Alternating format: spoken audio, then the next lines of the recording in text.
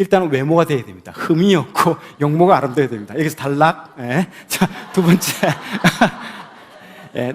너무 웃으니까 기분 나쁘네. 예. 자, 바벨론은 식민지 정책을 펴니다. 우리가 식민지 정책을, 우리도 이걸 잘 알죠? 일제시대를 경험해봤잖아요. 분명히 일본도 이전에 바벨론, 페르시아 식민지를 경험했던 그 제국들을 연구를 많이 했을 겁니다. 그래서 뭘 어떻게 합니까? 교육을 하고, 이름을 바꾸고, 음식을 바꾸게 하죠.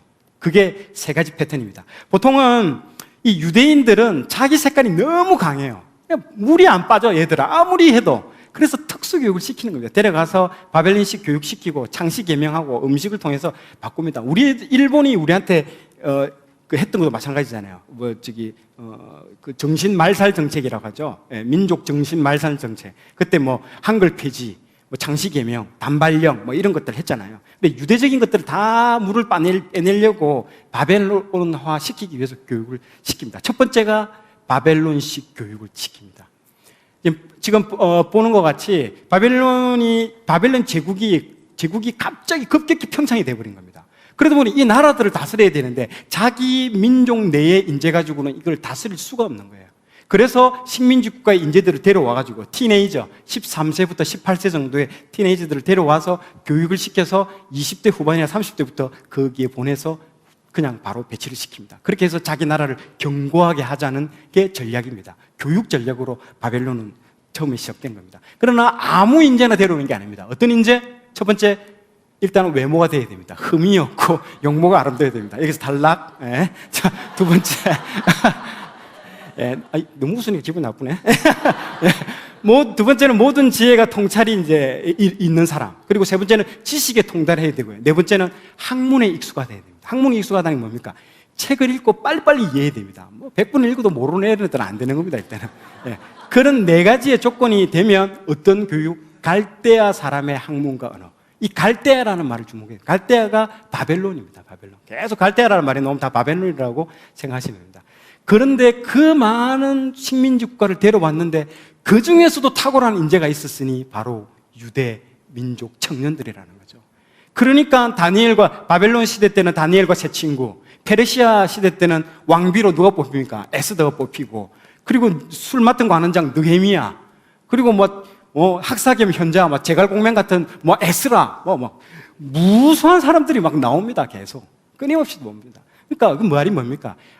여호와 하나님 말씀을 의지한 사람들은 지혜가 탁월하다는 것들이 열매로 보여주고 있는 겁니다. 이게. 예, 그것들을 여러분들 유심히 봐야 됩니다. 그래서 교육을 통해서 물을 다 빼서 완전히 바꾸려고 하는 게 첫 번째 교육이고요. 두 번째는 창시 계명입니다. 이름을 바꿉니다.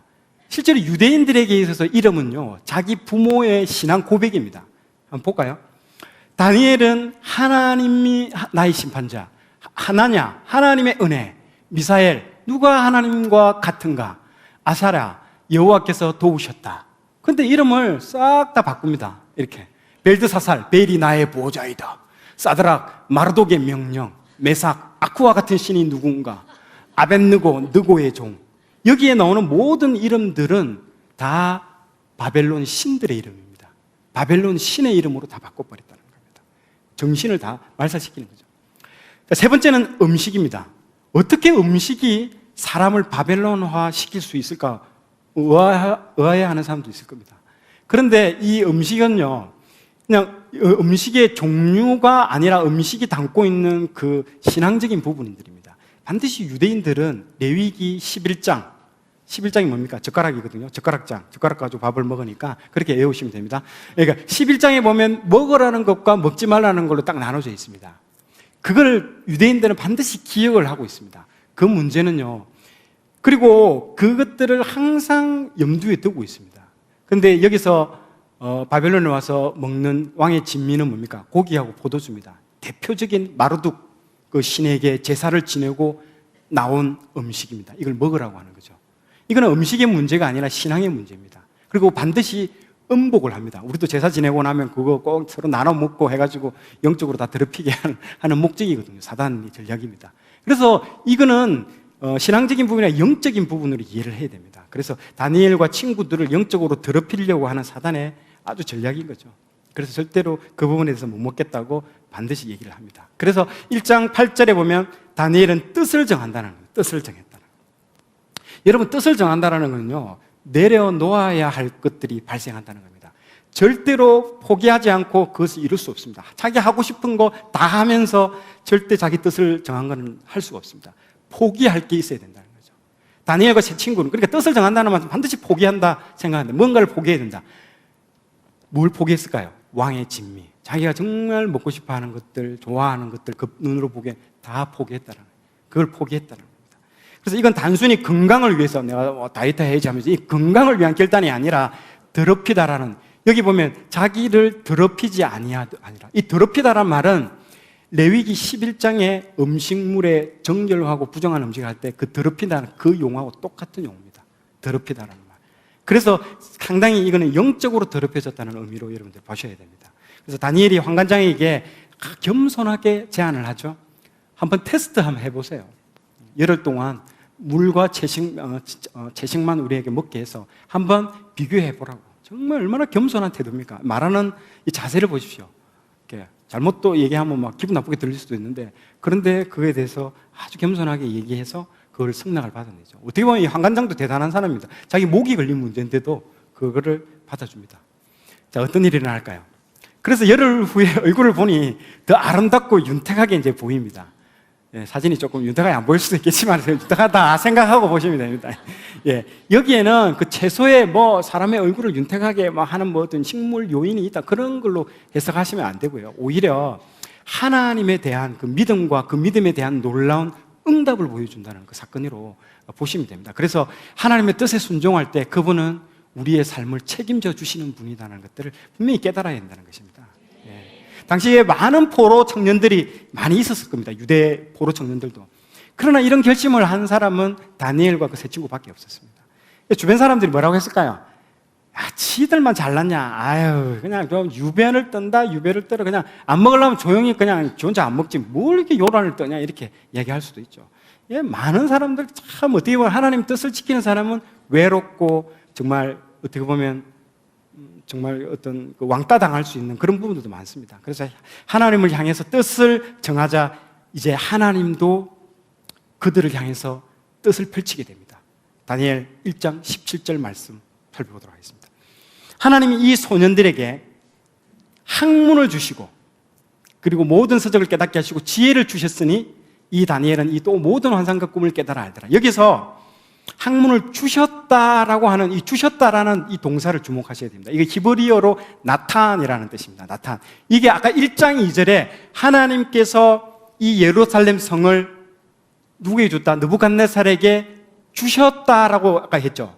그 주셨다 말과 이 주셨다 말이 똑같습니다. 하나님께서 주셨다라는 겁니다. 이게. 그래서 하나님께서 학문을 주시고 지혜를 주셨다라는 겁니다. 이게. 그래서 이 나중에 이분들이 어떻게 됩니까? 나중에 3년 이후에 졸업 시험을 치는데 수석, 차석, 3등, 4등까지를 몽창 다 하고 4등하고 5등하고의 점수 차이가 몇 배?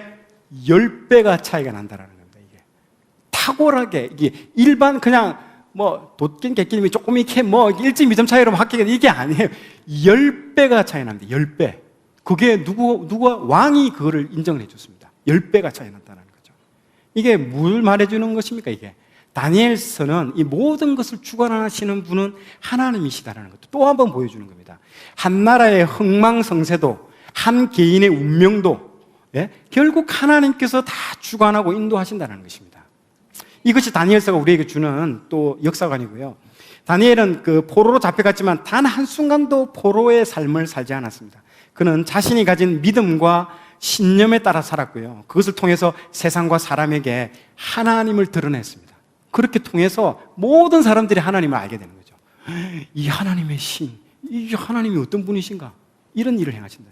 다니엘의 그 신실함이 유다의 멸망을 막지는 못했지만은 오히려 하나님께서는 그를 통해서 이방 나라에서 하나님의 능력을 나타냅니다. 전 세계가 주목하는 바벨론에서 그러니까 원샷으로 그냥 다 보여주지 않습니까? 이게. 그렇게 할 수 있었던 것은 그 다니엘이 하나님의 눈으로 세상을 바라봤다라고 결심하고 뜻을 정했기 때문인 것입니다. 어떤 상황에서도 세상 역사를 주관하는 그 하나님의 믿음과 그 믿음을 따라가면서 살아갈 수 있는 용기가 오늘을 살아가는 우리에게도 동일하게 나타날 줄로 믿고 선포합니다.